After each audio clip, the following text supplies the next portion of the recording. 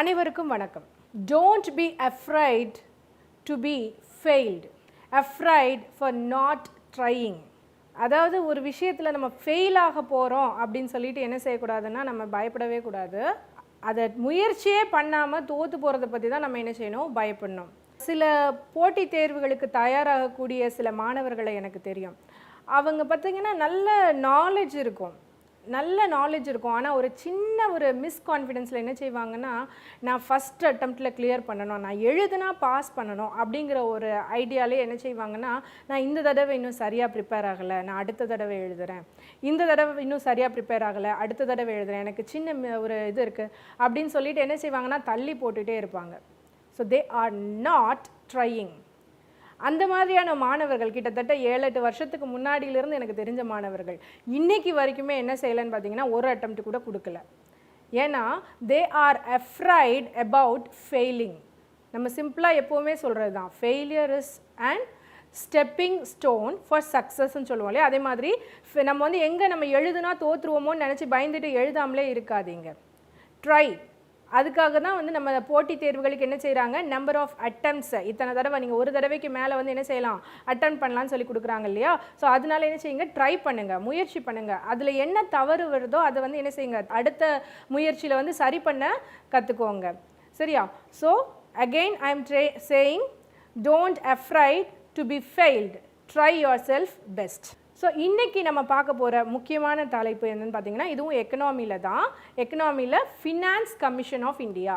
So இந்த finance commission of இந்தியாவை பற்றி அங்கங்கே எல்லா டாப்பிக்லேயுமே கொஞ்சம் பார்த்து வச்சுருக்கோம்.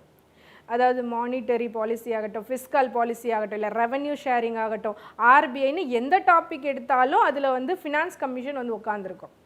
ஏன்னா ஃபினான்ஸ் கமிஷன் தான் நாட்டினுடைய பொருளாதாரத்தின் மூலாதிபதி இல்லையா. அப்போ இன்றைக்கி நம்ம என்ன செய்ய போகிறோம், அந்த ஃபினான்ஸ் கமிஷனை தனியாக ஒரு டாப்பிக்காக பார்க்க போகிறோம். ஸோ ஃபினான்ஸ் கமிஷனோட பேக்ரவுண்டை வந்து ஃபஸ்ட்டு பார்க்கலாம். ஒரு ஜிஸ்ட் மாதிரி கொடுத்துருக்கேன், அதை வந்து நோட் பண்ணிக்கோங்க. Article 280 of the Constitution of India provides for a finance commission. So finance கமிஷனுங்கிற ஒரு விஷயத்தை இங்கே வைக்கணும், இந்த மாதிரி ஃபினான்ஸ் கமிஷன்ற ஒரு விஷயம் இருக்கணும் அப்படின்னு சொல்லி நம்மளோட அரசியலமைப்பு சட்டத்தில் எந்த விதிமுறையின் கீழே கொடுக்கப்பட்டிருக்கு, article 280. It's a quasi judicial forum constituted by the President of India every 5th year at such an earlier time as he considers necessary. So ஒரு 5 வருஷத்துக்கு ஒருக்க இந்த ஃபினான்ஸ் கமிஷனை வந்து யார் வந்து அறிமுகப்படுத்துவாங்க, பிரசிடென்ட். யார் உருவாக்குவாங்க, பிரசிடென்ட் தான் உருவாக்குவாங்க. ஸோ அந்த வகையில் நமக்கு டேட்டா அப்படின்னு சொல்லி பார்த்தோன்னா, the first finance commission was constituted on 22/11/1951. அப்போ இந்த மாதிரி ஃபர்ஸ்ட் அப்படிங்கிறது எப்போவுமே வந்து நமக்கு ஒரு முக்கியமான குவெஸ்டினில் வரக்கூடிய ஏரியா இல்லையா. ஸோ அப்போ ஃபர்ஸ்ட் கமிஷன் எப்போ வந்து கான்ஸ்டியூட் பண்ணாங்க, 22/11/1951. அதில் ரொம்ப முக்கியமான ஒரு விஷயம் இருக்குது. It was constituted under presidential order. Presidential order மூலமாக பண்ணாங்க. அதோட சேர்மன் வந்து ஸ்ரீ கேசி நியோகே. என்னைக்கு வந்து அதை கரெக்டாக எக்ஸிக்யூட் பண்ணாங்க அப்படின்னா 6th April 1952. ஸோ கான்ஸ்டியூட் பண்ணது 22/11/1951, எக்ஸிக்யூட் பண்ணது 6th April 1952. This Constitution of India envisages the Finance Commission as the balancing wheel of fiscal federalism in India.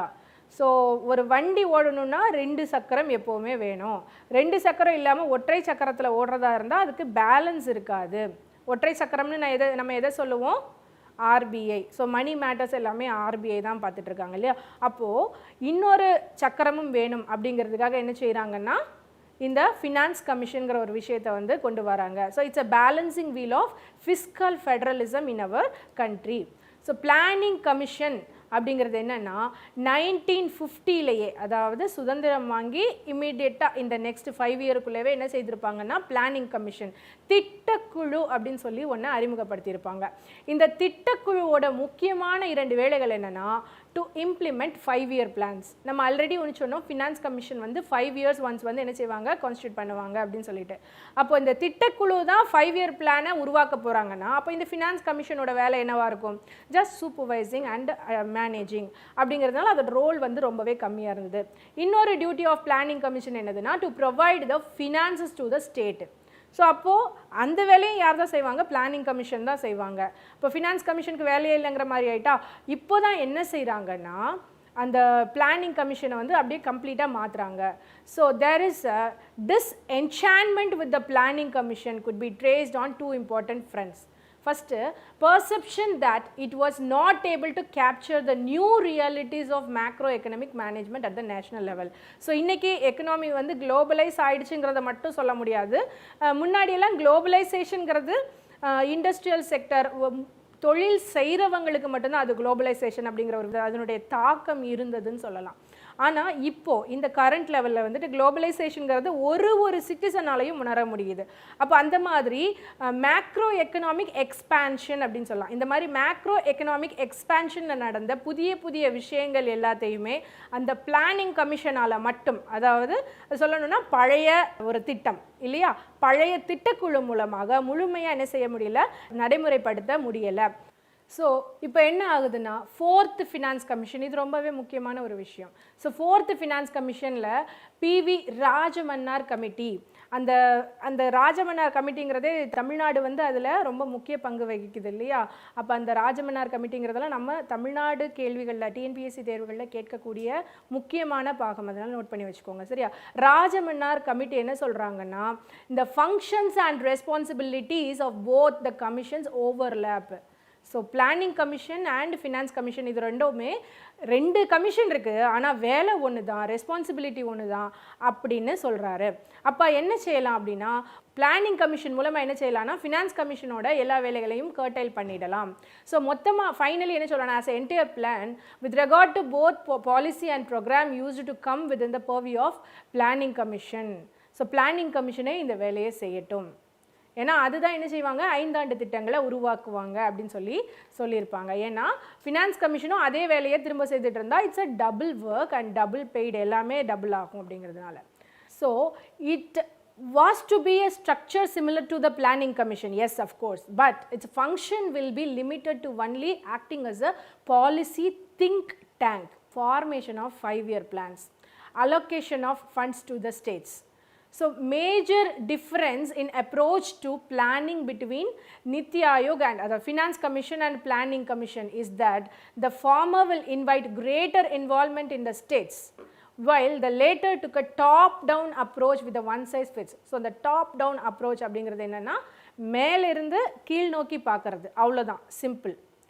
So first finance கமிஷனோட வேலை என்னென்னா, அது வந்து ஸ்டேட்ஸோட இன்வால்மெண்ட் பண்ணியிருப்பாங்க. ஸோ ஸ்டேட்ஸோட குறிப்பாக வந்துட்டு ஸ்டேட்ஸோட வேலைகளை வந்து பார்த்துட்ருப்பாங்க, ஸ்டேட்ஸை இன்னும் டீட்டெயிலாக வாட்ச் பண்ணியிருப்பாங்க, அவங்களோட நிதி தேவைகளை வாட்ச் பண்ணிகிட்ருப்பாங்க. பட் பிளானிங் கமிஷன் என்ன பண்ணுவாங்கன்னா உயரத்திலிருந்து, அதாவது மொத்தமாக யூனியன் லெவல்லேருந்து என்ன செய்வாங்கன்னா எல்லா ஸ்டேட்ஸுக்கும் எவ்வளோ கொடுக்கணும் அப்படிங்கிறத வந்துட்டு ஓவராலாக பார்த்துட்ருப்பாங்க. ஸோ ஃபினான்ஸ் கமிஷனோட வேலை இங்கே வந்துட்டு என்ன ஆயிரும்னா concises within the greater involvement of the states அப்படின்னு சொல்லி முடிக்கலாம். ஸோ அடுத்தது ஸ்ரீ அஜய் நாராயணன் அப்படிங்கிறவர் வந்து என்ன செய்கிறாருன்னா 15th ஃபினான்ஸ் கமிஷனில் ஒரு மெம்பராக வந்துட்டு ஜாயின் பண்ணியிருக்காரு. இது ரீசன்ட் நியூஸ், நோட் பண்ணிக்கோங்க. ஸோ 15th ஃபினான்ஸ் கமிஷன் வந்து என்ன செய்திருக்காங்கன்னா ஒரு ரிப்போர்ட்டை வந்து ரிலீஸ் பண்ணியிருக்காங்க. அது இந்த கோவிட் டைமில் வந்து நடந்த 15th ஃபினான்ஸ் கமிஷன், அதனால் அதை கோவிட்டை பற்றி என்ன செய்திருக்காரு இந்த ஃபினான்ஸ் கமிஷனில் ரிப்போர்ட் பண்ணியிருக்காங்க. ஸோ இது உங்களுக்கு கொஸ்டினில் வரலாம், கோவிட்டை பற்றி எந்த ஃபினான்ஸ் கமிஷனில் வந்துட்டு ரிப்போர்ட் பண்ணியிருக்காங்க அண்ட் அந்த ரிப்போர்ட் பண்ண அந்த ஃபினான்ஸ் கமிஷனோட தலைவர் யார் அப்படிங்கிறது வந்து உங்களுக்கு கேள்வியாக வரலாம். It is on 1st February 2021 it was been reported.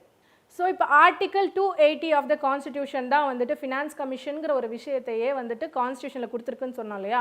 அந்த ஆர்டிக்கல் 280 வந்துட்டு கொஞ்சம் டீட்டெயிலாக பார்த்தோன்னா என்னென்ன சொல்லியிருக்காங்கன்னு தெரியும்.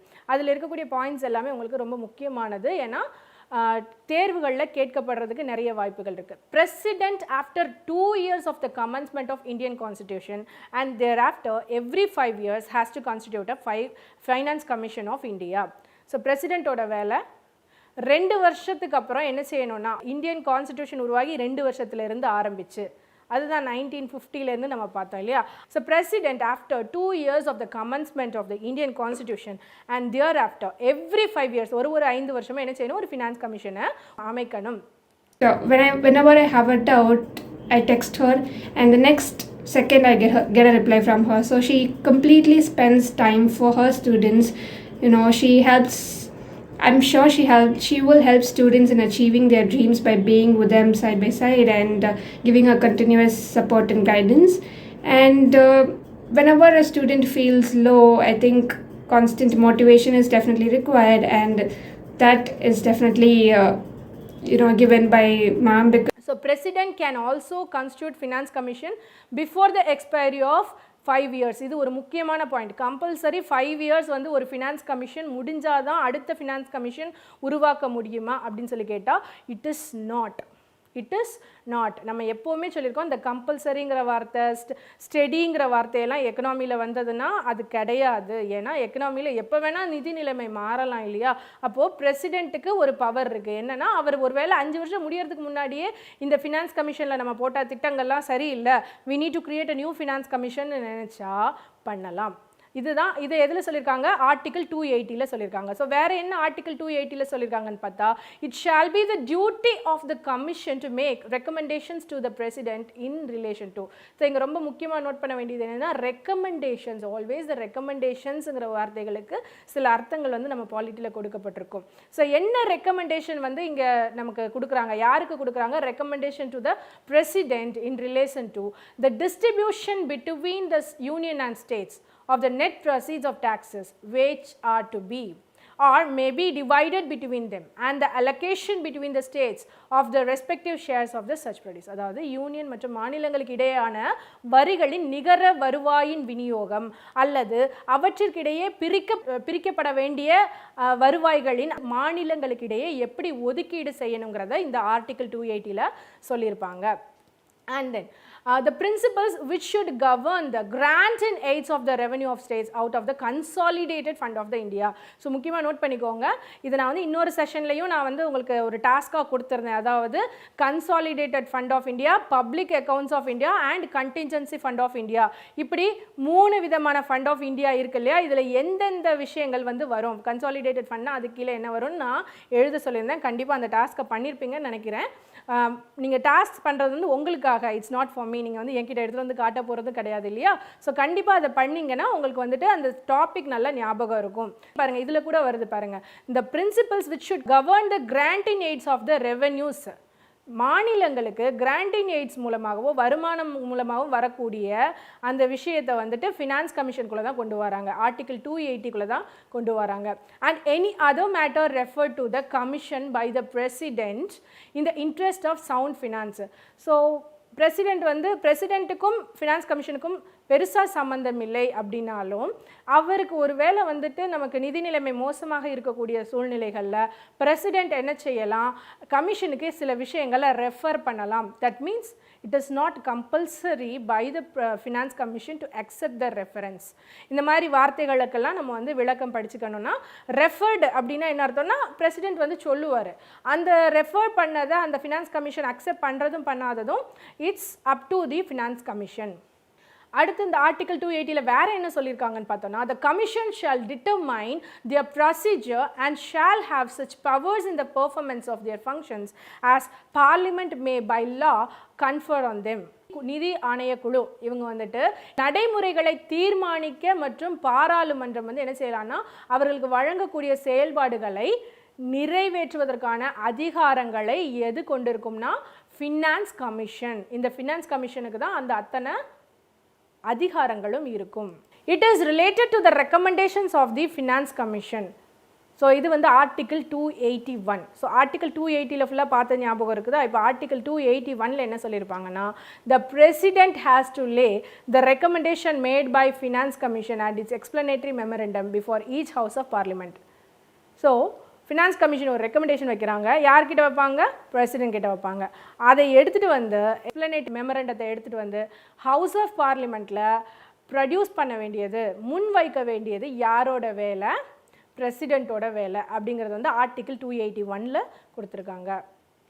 அடுத்தது ஃபினான்ஸ் கமிஷன் ஆஃப் இந்தியாவை பற்றி நம்ம வந்து இன்னும் டீட்டெயிலாக பார்க்கணுன்னா, ஃபஸ்ட்டு ஃபினான்ஸ் கமிஷனை கான்ஸ்டியூட் பண்ணுறது யார், இதை நம்ம ஆல்ரெடி பார்த்தாச்சு, பிரசிடெண்ட் ஆஃப் இந்தியா. ஸோ இது வந்து உங்களுக்கு தனியாக ஒரு கொஷினாக வர்றதுக்கு வாய்ப்புகள் இருக்குது, 5 ஆண்டுகளுக்கு ஒரு முறை அப்படின்னு சொல்லியிருக்கோம். ஸோ ஃபினான்ஸ் கமிஷனோட composition, what is the composition of finance commission? Chairman யார்? சேர்மன் வந்துட்டு இந்த ஃபினான்ஸ் கமிஷனுக்கு யார் இருப்பாங்கன்னு சொல்லி பார்த்துருந்தோம்னா, இதுக்கு வந்துட்டு நம்ம கவர்மெண்ட்லேருந்து என்ன செய்வாங்க, ஃபிக்ஸேஷன் பண்ணுவாங்க, அதாவது எம்ப்ளாய் பண்ணுவாங்க, அவங்க ரெக்கமெண்ட் பண்ணுவாங்க. So this chairman of finance commission heads the commission and presides over the activities. He should have the public affairs experience. யாருன்னு பார்த்தோம், நம்ம சேர்மன் யாருன்னு பார்த்தோம், ஆல்ரெடி நம்ம பார்த்துட்டோம் இதில், அதாவது minister of finance. And then இதில் வந்து 4 மெம்பர்ஸ் இருப்பாங்க, 4 மெம்பர்ஸ் இருப்பாங்க. பார்லிமெண்ட் என்ன செய்யுதுன்னா இவங்களோட லீகல் குவாலிஃபிகேஷன்ஸை வந்துட்டு பார்லிமெண்ட் தான் டிசைட் பண்ணுறாங்க. இந்த மெம்பர் ஆஃப் கமிஷன்ஸ் யார் யார் இருக்கணும், அவங்கள எப்படி செலக்ட் பண்ணணுங்கிறதெல்லாம். ஏன்னா இது எல்லாமே புதுசாக ஆட் பண்ணப்பட்ட ஒரு விஷயம். முன்னாடியே வந்துட்டு பிளானிங் கமிஷன், ஃபினான்ஸ் கமிஷன்லாம் ஒன்றா வச்சுருந்தாங்க. இப்போ திடீர்னு புதுசாக மாற்றணும்னா அப்போ சட்டம் இயற்றுதல் யாருக்கிட்ட இருக்க உரிமையாக இருக்குது, always it is with the parliament. So இப்போ இந்த ஃபினான்ஸ் கமிஷனில் வந்து சேர்மனாகவும் மெம்பர்ஸாகவும் இருக்கிறவங்களுக்கு என்னென்ன குவாலிஃபிகேஷன்ஸ், நம்ம அதில் வந்து 4 மெம்பர்ஸ் இருப்பாங்கன்னு சொல்லி பார்த்தோம் இல்லையா, அந்த 4 மெம்பர்ஸ்க்கு என்னென்ன குவாலிஃபிகேஷன் இருக்கலாம், யாராக இருக்கலாம் அப்படின்னு சொல்லி பார்க்கும்போது, they should be or have been qualified as high court judges, உயர் நீதிமன்ற நீதிபதிகளாக இருக்கலாம். Or be a knowledgeable person in finance, அது அவருக்கு வந்து எக்கனாமி நல்லா தெரிஞ்சிருக்கிறதா பிரசிடென்ட் ஃபீல் பண்ணுறாரு அப்படின்னா அப்பவும் என்ன செய்யலாம், அவரை வந்து அந்த 4 மெம்பரில் ஒருத்தராக வைக்கலாம். And or experienced in financial matters, அவருக்கு வந்துட்டு நிதித்துறையில் நிதி விவகாரங்களில் அனுபவம் வாய்ந்தவராக இருக்கலாம். யார் முடிவு பண்ணுவா இதை, president. Or possess knowledge in economics, அவருக்கு வந்து எக்கனாமி நல்லா தெரிஞ்சிருக்கு, அவர் எக்கனாமிக் வந்து நிறைய புக்கெல்லாம் எழுதி நிறைய விஷயங்கள் வந்து அவருக்கு தெரிஞ்சிருக்குன்னு சொன்னால் அப்பவும் என்ன செய்யலாம், அவங்கள வந்துட்டு இந்த ஃபினான்ஸ் கமிஷனில் மெம்பராக வச்சுக்கலாம்.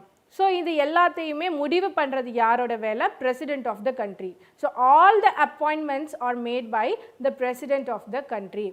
அண்ட் இப்போ இது குவாலிஃபிகேஷன் சொல்லிட்டோம், அப்போ அவங்களுக்கு வந்து கிரவுண்ட்ஸ் ஆஃப் டிஸ்குவாலிஃபிகேஷனுங்கிற ஒரு முக்கியமான விஷயம் இருக்குது. எப்போ அவங்கள டிஸ்குவாலிஃபை பண்ணலாம் அப்படிங்கிற விஷயம் வந்துட்டு நமக்கு கொஸ்டின்ஸில் அதிகமாக வரக்கூடிய பகுதி. அப்போது if they are found to be unsound mind or involved in a wild act or if there is a conflict of interest.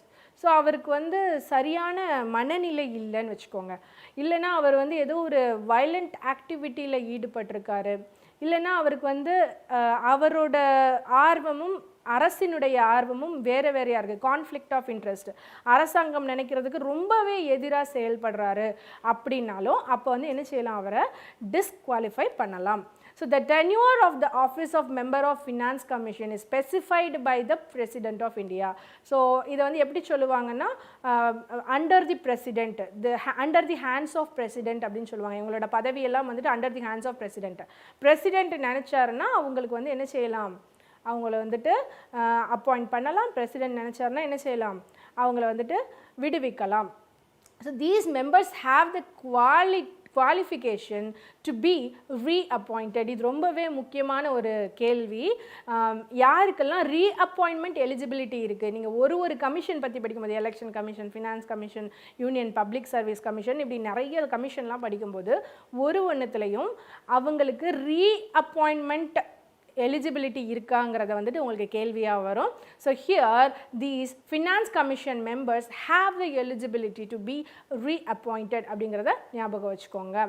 So qualification of finance கமிஷன்ஸில் வேறு என்னென்னலாம் இருக்குன்னா, the members shall give part time or service to the commission as scheduled by the president. ஒருவேளை எனக்கு full time மெம்பராக வந்துட்டு அவங்க வேறு ஏதோ ஒரு முக்கியமான எக்கனாமிக் ஆக்டிவிட்டியில் இருக்காங்க அப்படின்னா இந்த கமிஷனில் பார்ட் டைமாகவோ இல்லைனா சர்வீஸாகவோ என்ன செய்யலாம், வேலை செய்யலாம். அதையும் யார் தான் ஷெட்யூல் பண்ணுவாங்க, பிரசிடென்ட் தான். ஸோ பார்க்குறதுக்கு ஃபினான்ஸ் கமிஷனுங்கிறது ஒரு இண்டிவிஜுவல் கமிஷன் மாதிரி இருக்கும், பாடி மாதிரி இருக்கும். But it's mostly dominated by president. Yes, of course president is mostly dominated by the government again. Then the salary of the members is as per the provisions laid down by the constitution. இவங்களோட salaries எல்லாமே கான்ஸ்டிடியூஷனில் விதிக்கப்பட்டிருக்கு. So இதெல்லாமே ரொம்ப முக்கியமான question. யாரோட salaries எல்லாம் கான்ஸ்டியூஷனில் குறிப்பிட்டிருக்காங்க, குறிப்பிடலை அப்படின்னு கேட்பாங்க. ஸோ அதுக்காக தான் இந்த பாயிண்ட்ஸ் எல்லாம் கொடுத்துருக்கோம். இது வந்து நீங்கள் படிக்கும்போது இது ஒரு பாயிண்ட்டா அப்படிங்கிற மாதிரி தோணும். பட் எஸ், அஃப்கோர்ஸ் ஸ்டேட்மெண்ட்டில் கொடுக்கும்போது உங்களுக்கு ஆஹா இந்த பாயிண்ட்டை வந்து நம்ம ஏற்கனவே படித்தோமே, சரியாக வாசிக்கலையே அப்படிங்கிற மாதிரி தோணும். அதுக்கு நம்ம என்ன செய்யணும்னா நிறைய கேள்விகளில் டெஸ்ட்டை வந்து நம்ம எழுதி பார்க்கணும். ப்ரீவியஸ் கொஸ்டின் ஆகட்டும், இல்லைனா வாலண்டியராக வரக்கூடிய ப்ரைவேட் கொஸ்டின் பேப்பர்ஸ் ஆகட்டும், என்ன செய்யணும்னா வாங்கி நிறைய நம்மளோட பண்ணுறதுன்னு நான் ரொம்ப தடுமாறிட்டு இருந்தப்போ தான் எனக்கு ரஷ்மி மேமோட இன்ட்ரொடக்ஷன் கிடச்சிது. அவங்க ஆல்ரெடி இதில் எக்ஸ்பீரியன்ஸ்டாக இருக்கிறதுனால, ஆல்ரெடி எக்ஸாம்ஸ் மெயின்ஸ் அட்டெம்ப்ட் பண்ணியிருக்கிறதுனால பாஸும் ஆயிருக்காங்க. ஸோ அதனால எனக்கு வந்து அவங்களோட எக்ஸ்பீரியன்ஸை வந்து ஃபுல்லாகவே அடாப்ட் பண்ணிக்கிட்டு அதை ஃபுல்லாகவே நான் அவங்க எனக்கு ஒரு கைடாக எனக்கு இந்த ஹோல் 1.5 years ஜேர்னியில் என் கூட இருக்கிறாங்க. பிகாஸ் நான் இந்த வருஷம்தான் அட்டெம்ப்ட் பண்ண போகிறேன் and I am very confident because of her. என்னுடைய அறிவை வந்து சோதிச்சு பார்த்துட்டே இருக்கு. நம்ம எவ்வளோ தூரம் படிச்சிருக்கோங்கிறத நீங்கள் வந்து ட்ரை பண்ணி பார்த்துட்டே இருங்க. அப்போது ஈஸியாக என்ன செய்திடலாம், நம்ம எங்கே தப்பு விடுறோங்கிறத ஈஸியாக கண்டுபிடிச்சலாம். So testing is most important in preparing for competitive exams. இந்த ஃபினான்ஸ் கமிஷனோட ஃபங்க்ஷன்ஸ் என்னென்னு பார்த்தோன்னா, finance commission makes recommendations to the president of India on the following issues. Recommend பண்ணுவாங்க. குறிப்பாக நீங்கள் நோட் பண்ண வேண்டியது, they are not advising, they are recommendating. So the net tax proceeds distribution to be divided between the center and the states and the allocation of the same between states. So இந்த மொத்தமா வரிகள், நிகர வரிகள் எல்லாம் மத்திய மற்றும் மாநிலங்களுக்கு இடையே பகிர்ந்தளிக்கப்பட வேண்டும்னோ, மாநிலங்களுக்கு இடையே ஒதுக்கீடு செய்யப்பட வேண்டும்னோ ரெக்கமெண்ட் பண்ணுறது யார்? Finance commission. யாருக்கிட்ட ரெக்கமெண்ட் பண்ணுவாங்க? பிரசிடென்ட் ஆஃப் இந்தியா கிட்ட. இந்த மாதிரி முக்கியமாக வந்து நம்ம டேட்டாஸை கரெக்டாக தெளிவாக படித்து வச்சுக்கணும். The principles governing the grants in aid to the states by center out of the consolidated fund of India. இந்த விஷயத்தெல்லாம் வந்துட்டு இந்த ஃபினான்ஸ் கமிஷனுக்கு தேவையான கவர்னிங்க்கு தேவையான செலவினங்கள் இல்லைன்னா கிராண்டிங் எய்ட்ஸ் மூலமாக வரக்கூடிய வருவாய்களை எல்லாம் எங்கே தான் வைக்கணும், அது எதில் போய் சேரும்? கன்சாலிடேட்டட் ஃபண்ட் ஆஃப் இந்தியாவில் போய் சேரணும்னு ரெக்கமெண்ட் பண்ணுறது யார்? Finance commission. After the steps required to extend the consolidated fund of a state to boost the resources of the panchayats and municipalities of the state on the basis of recommendations made by the state finance commission. See, எப்போவுமே panchayat and முனிசிபாலிட்டிஸ்னு வந்துச்சுனாலே அது யாரோட control? State control. அப்போது state கண்ட்ரோலில் இருக்குன்னா எந்த finance commission பண்ணுவாங்கங்கிறது உங்களுக்கு கொஸ்டினாக வரும். இப்போ here these recommendations are made by the state finance commissions. நான் ஏற்கனவே இன்னொரு செஷனில் சொல்லியிருந்தேன், to boost the resources of panchayats and municipalities என்ன செய்தாகணும்? சில டெவலப்மெண்டல் ஐடியாலஜிஸில் கொடுத்தாகணும். அதுக்கு நான் ஒரு முக்கியமான பாயிண்ட் ஒன்று சொல்லியிருந்தேன். If they pay 100% of taxes, if a panchayat or municipality is collecting the 100% of taxes, அப்போது என்ன பெனிஃபிட் அப்படிங்கிறது நான் ஏற்கனவே சொல்லியிருக்கேன். அதை ரிப்பீட் வந்து பார்த்து ஞாபகப்படுத்திக்கோங்க. Any other matter refer to it by the president in the interests of sound finance. So president வந்து ஏதாவது ஒரு விஷயத்தை ஏற்கனவே எப்போவோ ஒரு தடவை என்ன சொல்லியிருப்பாருன்னா, ஒரு இந்த மாதிரி செஞ்சால் நம்மளோட நாட்டினுடைய பொருளாதாரத்துக்கு நல்லது அப்படின்னு ரெஃபர் பண்ணியிருந்தாருன்னா அதையும் ஃபினான்ஸ் கமிஷன் என்ன செய்யலாம்னா, ஓகே மறுபடி வந்து ரெக்கமெண்ட் பண்ணி இதை செய்யலாம் அப்படின்னு சொல்லிட்டு அக்செப்ட் பண்ணலாம். And the commission decides the basis for sharing the divisible taxes by the center and states and the principles that govern that granting aid to the states every 5 years.